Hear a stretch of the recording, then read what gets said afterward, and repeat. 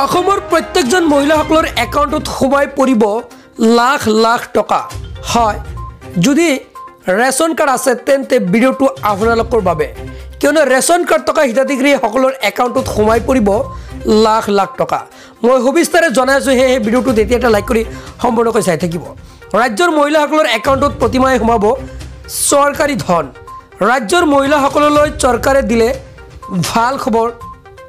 তাৰ বাবে প্ৰতিটো পৰিয়ালে কৰিব লাগিব এটা বিশেষ কাম। হয়, যদি টকা পাব বিচাৰিছে তেন্তে আপুনি কিদৰে লাভ কৰিব এই ধন সবিস্তাৰে জানি লওক। আজিয়েই জানি লওক সকলো তথ্য মই জনাই আছোঁ। অৰুণোদয় ৩ৰ বাবে আহি গ'ল নতুন নিয়ম। হয়, অৰুণোদয় ১ আৰু ২ পাই থকা সকলেও ৩ৰ বাবে কৰিব লাগিব আবেদন। অৰুণোদয় পাবলৈ এতিয়াৰে পৰা ৰেচন কাৰ্ড বাধ্যতামূলক কৰিছে। হয়, যিসকলে আগতে অৰুণোদয় পাইছিলে তেওঁলোকে আকৌ আবেদন কৰিব লাগিব। পৰিয়ালত চৰকাৰী চাকৰি থাকিলে বঞ্চিত হ'ব অৰুণোদয় আঁচনিৰ পৰা।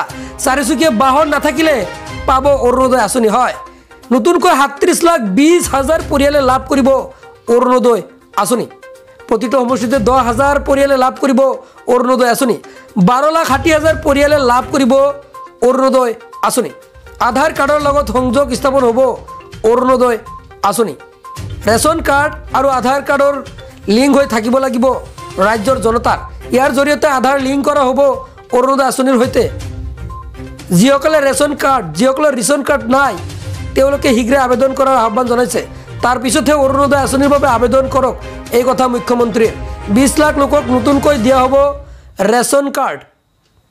সৰ্বমুঠ ৩০,০০০ পৰিয়ালে প্ৰতিটো সমষ্টিত পাব অৰুণোদয় আঁচনি। ৰাজ্যৰ মহিলাসকলৰ একাউণ্টত প্ৰতিমাহে সোমাব চৰকাৰী ধন।